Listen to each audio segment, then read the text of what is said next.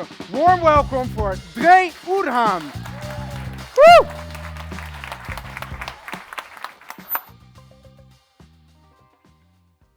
Woo! Hello, hi everybody. Thank you. Let's talk about computer games for an hour. No, let's not. So I'm gonna stand here because I'm not as good a speaker as the rock stars that were speaking before me. Thanks for programming me after them. Great idea. I'm just gonna stand here because they asked me to do a lot of images, which people that ask me to not do a lot of images know that I already do a lot of images if you don't ask me that, so bear with me. So I'm not specialized in anything at all, but computer games, I think. I guess when I think that if I start to look at what I'm good at, I might only be good at paying attention to my mistakes. That's something that I learned along my way. And if I have to give myself a title, I would give myself the unofficial title of Master in Stupidintelligence. Okay, I also don't like the word placemaking at all. I think it's a super awkward word. Although I do like the translation to it in Dutch, if you really translate it. Because it basically says like plaatsmaken, which means that you move over. So you create place by going away. Although I don't think that the Dutch would actually do that because they're not particularly very good in moving over.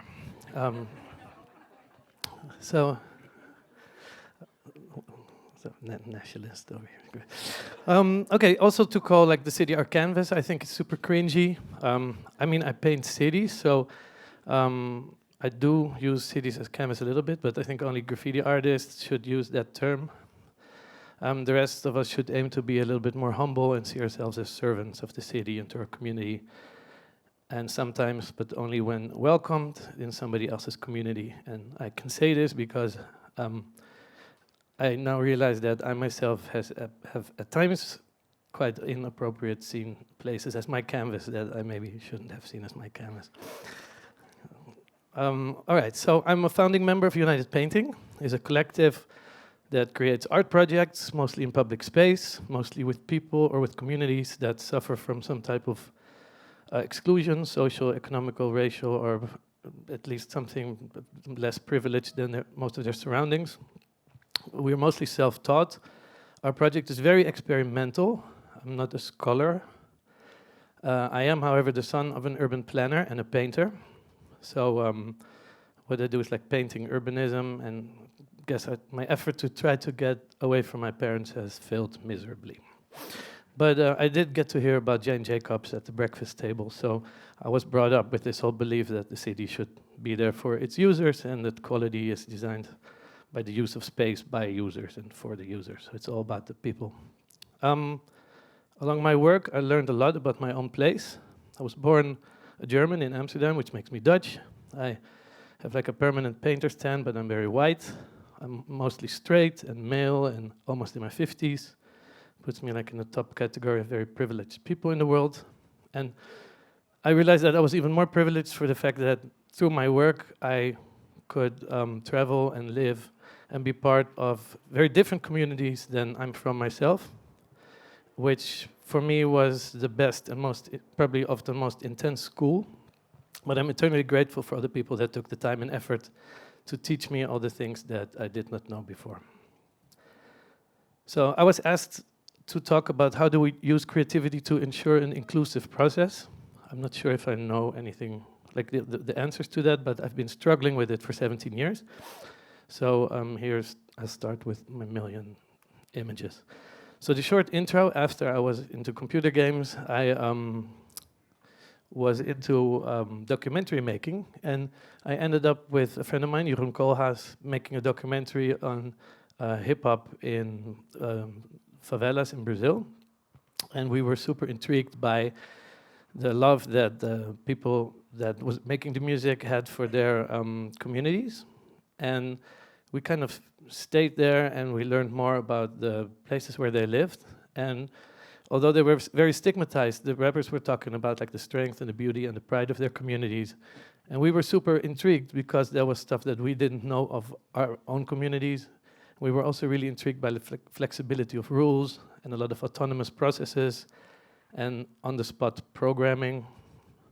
So somehow in there, together with the people that we interviewed, we kind of thought up an idea that later became like a super experimental practice of painting in communities, which started with just a single project, and no plans and no outline. I think we were planning to do research, and we had like a small research budget. We went to Brazil asking people, what do you think of us painting here? And they say like, okay, when are you going to start? So our research kind of failed, and we just realized we had to start painting. So we did. So we used the research money to buy paint, hire people in the neighborhood, and asked around, like, what would you like to see? Where would you like us to paint? Who would like to join us? And really, without a plan, we kind of started our first United Painting project, which is this that you see, which is called Boy with Kite. And somehow we really liked this type of project, and we just kept on growing into different skills. This was our second project, which is much bigger. It took us almost a year to paint. This is also the project that I was just talking about, the one that now looks terrible and fading away, and it made us realize that we have like some sort of horrible obligation to actually go there and either erase it or paint it out or do something like that. Oh God, you have like weird speaker notes in there. It's terrible. Please don't read them. All right, so this was the third project we did, which was really big and also very strange because we made a very big imposed impact on a community, and I'm still not really sure if that's a legitimate thing to do, but I do know that we did our best to try to make it like feel as good as possible, and all the people that we worked with we're still in touch with, and it's still in maintenance, so the people are still maintaining it, and it became like a huge tourist spot in Rio. This is the final outcome, and we kind of see it as a byproduct. So for us, it's really about the process, and we're almost a little bit sad that it's hard to share the process, and that the final result is really the thing that people look at. So many times when you get like a newspaper article and you read about your own work, it says something like a Dutch artist makes that community look a little bit more colorful and bring hope, and then we think like, oh my God, that's really not what we try to do. So it's a good lesson to figure out like, okay, how can you actually make your projects tell the story that you actually wanna tell, and not give people all these kind of ideas that you're actually trying to totally avoid. Very difficult. So I think that worst of all, these articles go completely around the fact that these projects are community-based and they're made by the community, and that we are just people that maybe ignite or that help spark an idea and that try to,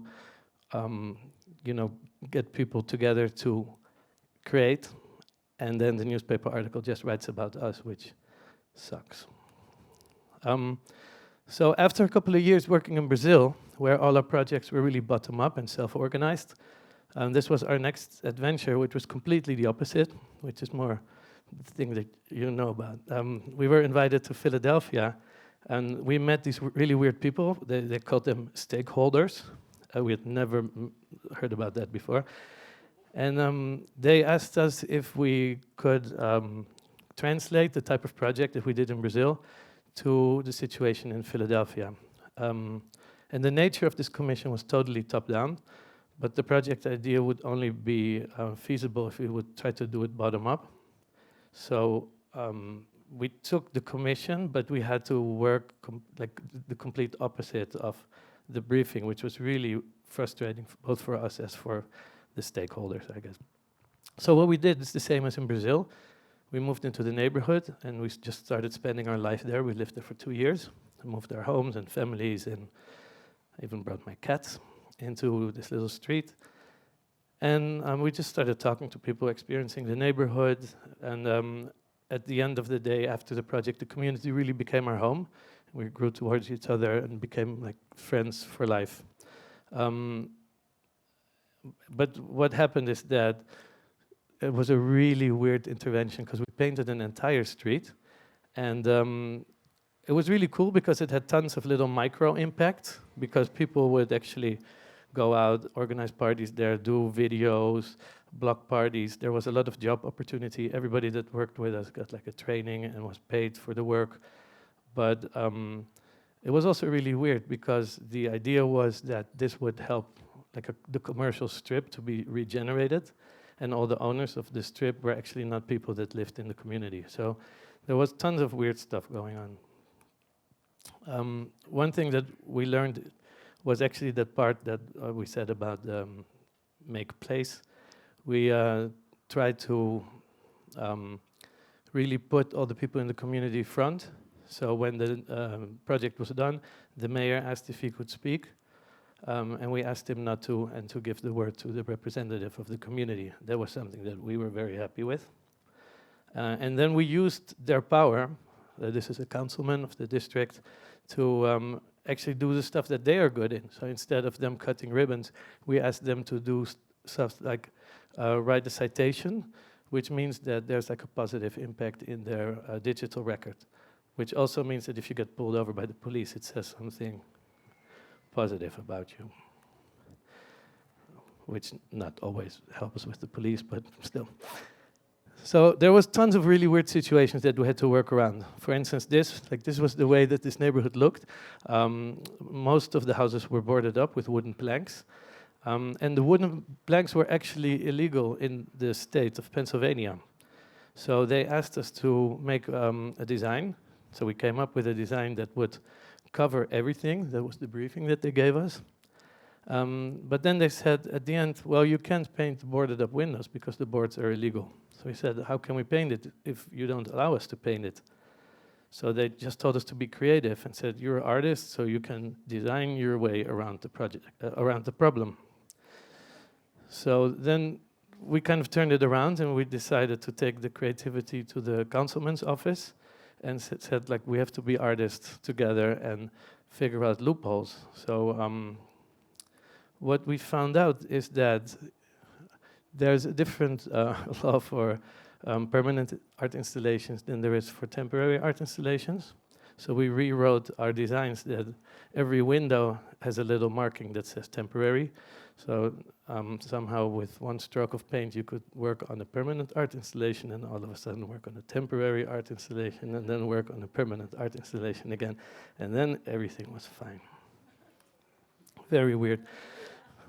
But at least it teaches you how to be flexible, and also to not listen to the stakeholders and tell them they have to figure out solutions for these problems as well. This is a small part of a project that we did in Haiti, where we were invited by a Dutch NGO that did some work there. And this particular neighborhood that suffered from the earthquake was partly being rebuilt by its residents. So we did a lot of barbecues there and just talks with the community and see what they were all about. And it kind of seemed that the NGOs were actually not really doing any work there.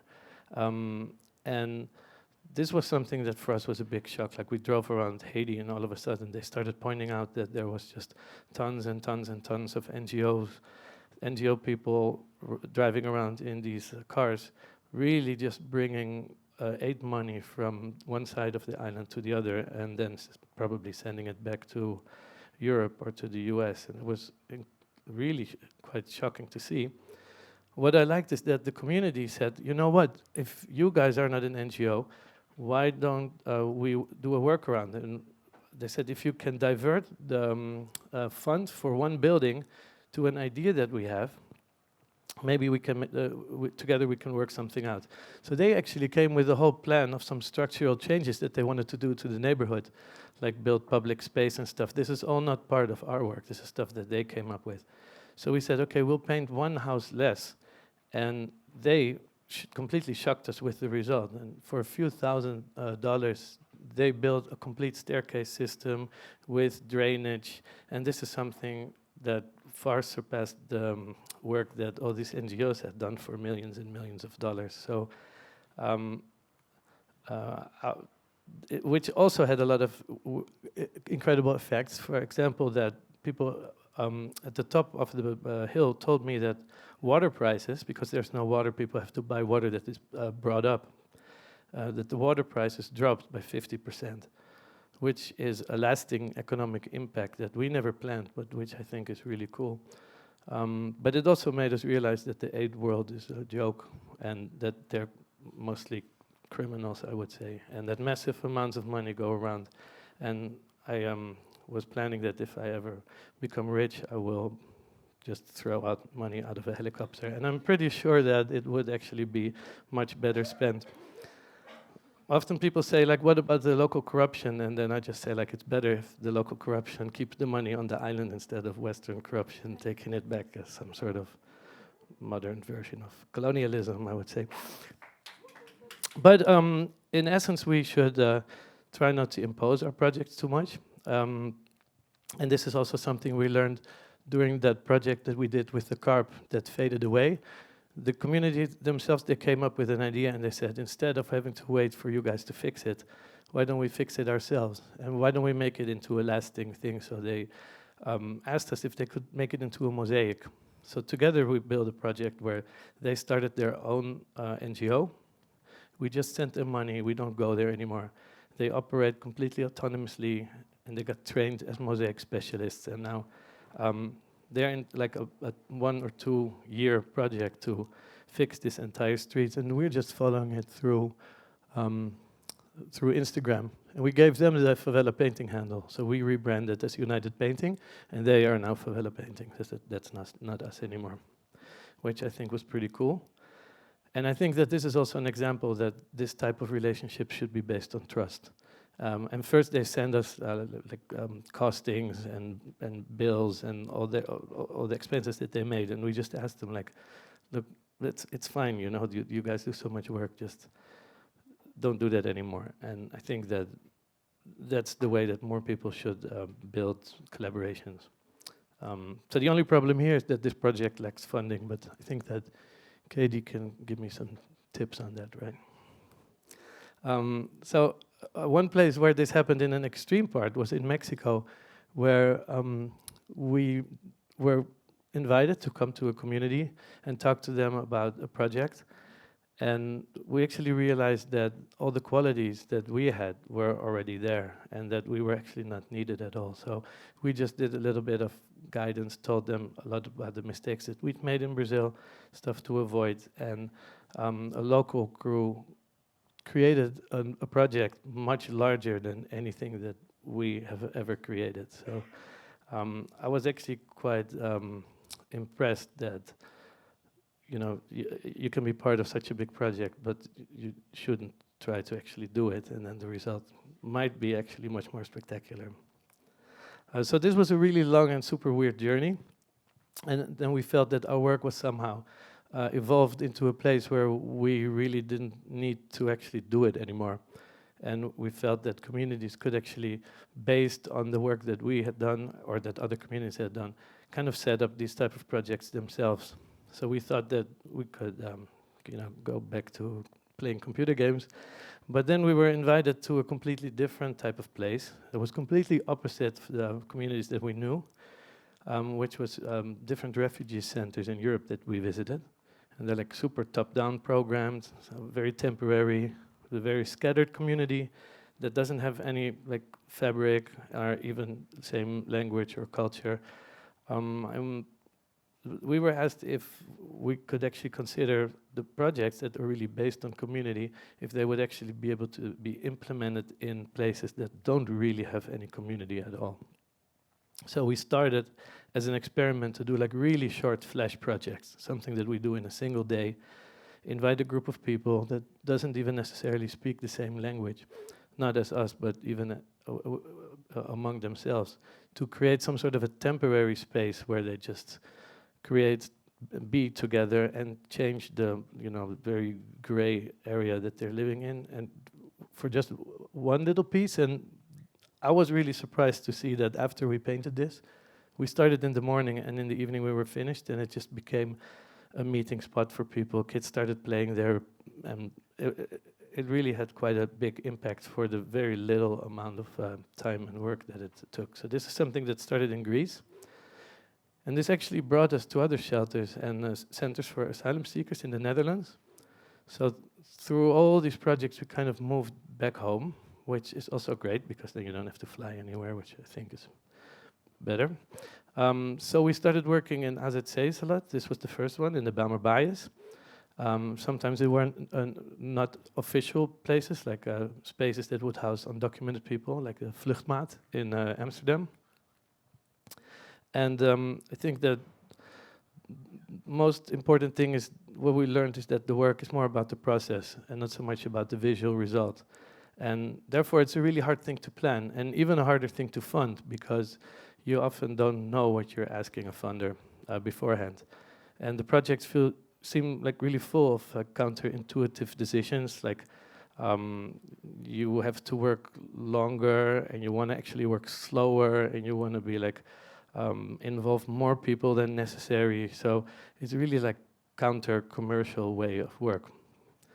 Then we found that this work works for us even better when it's not painting walls, but painting floors, because it's much easier to paint a floor.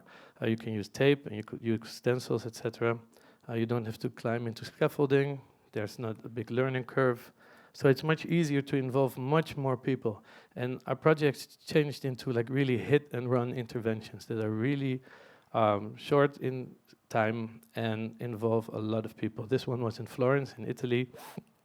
And then we started working on even more flexible spaces, like mats. This is not even on the floor. So we're not painting on the floor itself, so we could paint almost anywhere. This is on the Monumental Courtyard in Amsterdam Museum, where we painted the banner for Omroep Zwart. And we really like this way of work. So these mats that we painted, they kind of instantly create a space where the maker feels at home and has some sort of ownership over.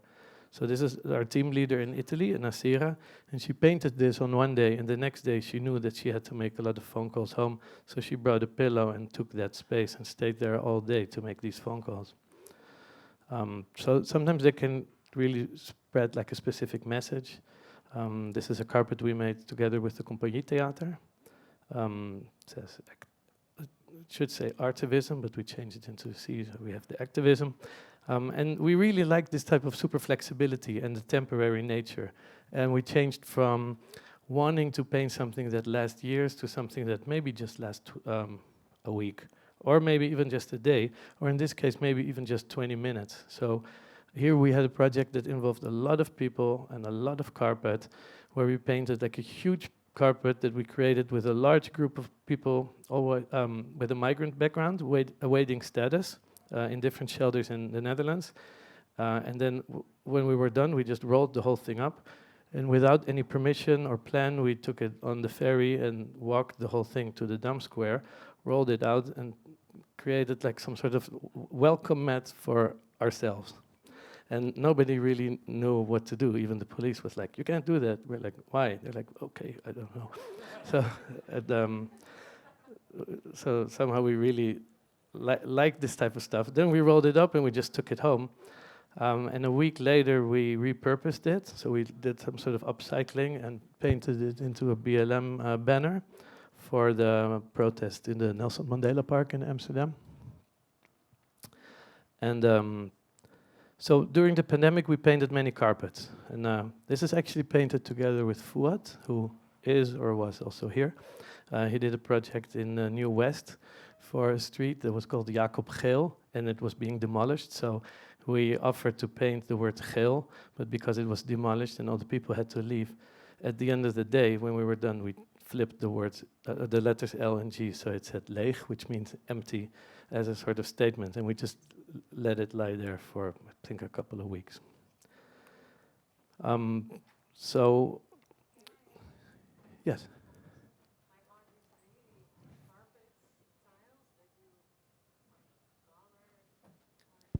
Well, the welcome mat was old pieces of carpet, like vloerbedekking, carpet.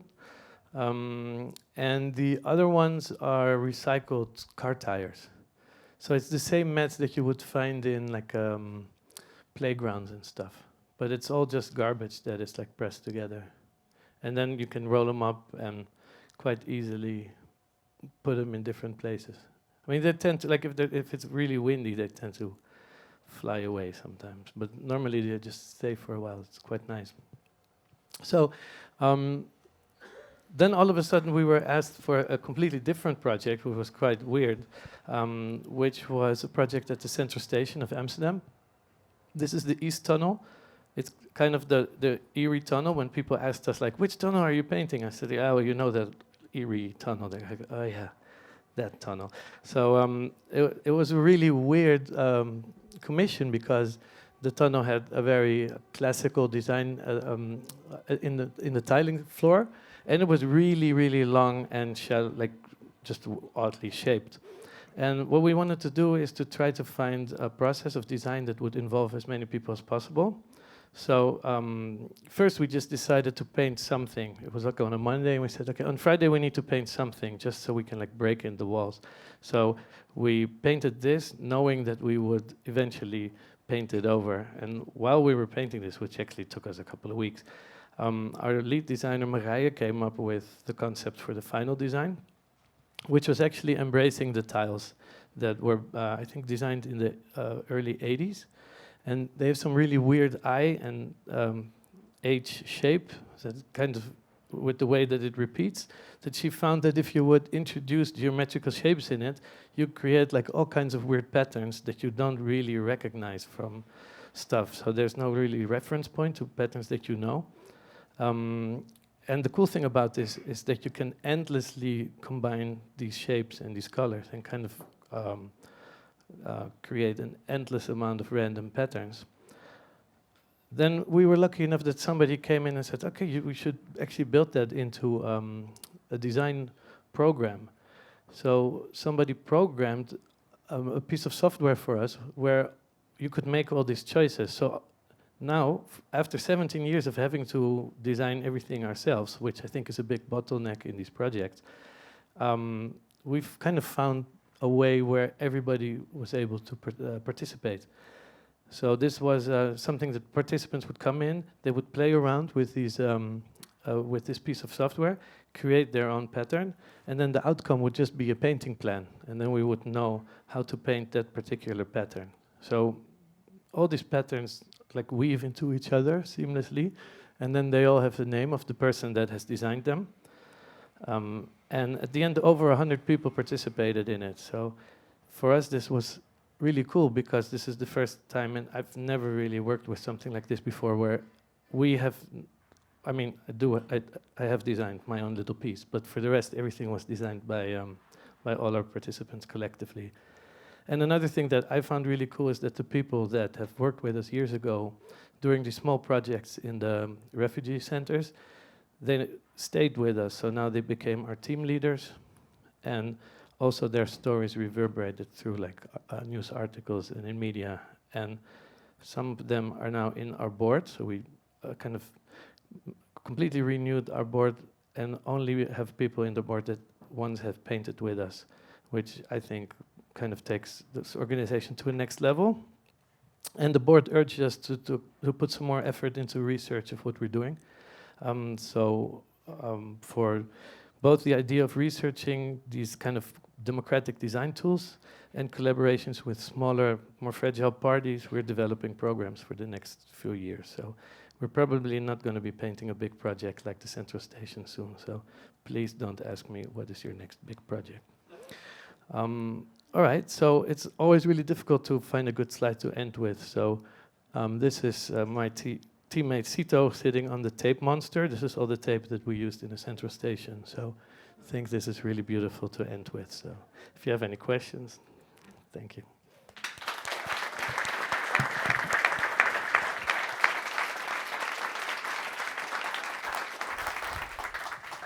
Well, yeah, you just keep the mic because there might be some questions actually. So let's go. Oh, yeah, I would like to know how the designs for the like favelas come together, because I love them, but I can imagine that like how does this come together with the people that live there? Like, were there any critiques there, or how do you go about? Well, yeah, ideally we would have all co-designed everything the whole time, but these designs are all kind of aimed to be easily liked. So, but then we always go back and forth to people that live there, and like for every step in the design, you just have to show it and do the design in the actual place where you're going to paint. So there's always like constant feedback, and people that are interested just always walk in and out, see what you're doing on the computer, and then can change up stuff. Not everybody likes to be that involved in the process. Some people do, and other people just say like, I don't want to be involved, just paint. But I do hope that through the research of this more democratic design tools, we can also come up with ways that, in retrospect, those places could have had a bigger say in the design. Another question, is there another? Oh, yes. Wait. Very interesting to hear all these stories. And could you think the software that you developed, could you think you could also use this as a sort of starting point of a community? I work a lot with students from all over the world, so if they want to create their own learning space, could that be something, do you think that could help also to make them group together and feel more ownership in the space that they learn? Well, I really hope so. I hope that eventually this can be something that you can just, that lives on a website and you can just go there and use it wherever you are. So I hope that the answer will be yes. But could you, like, is it possible to like reach out to your board and then suggest like, hey, we have an old building here and a group of international students coming up. Could you help us work? How does it work if we want to work with you? Exchange numbers, maybe. Yeah, Yeah. exchange numbers maybe. Yeah, I guess, right? No, I mean, in every project starts differently. So either it starts with an idea that we have, or somebody approaches us, or mostly the bottleneck is that you need some type of funding to get everything going. But yeah. Another question, maybe? Is there somebody with? I guess we're fully round then. I want to thank you, Dre. Thank you. Really. And is it Andreas or is it Dre? Yeah, it's Andreas, but I tried to That was pass in as Power a Limited time, I think. Also, that was your name. tried to But pass as a yeah, non-German I back know. in the But day. thank you so much. I want to have a lot of round of applause for Dre Urhahn. Thank you for your story. Really, thank you. Really impressive. Wow.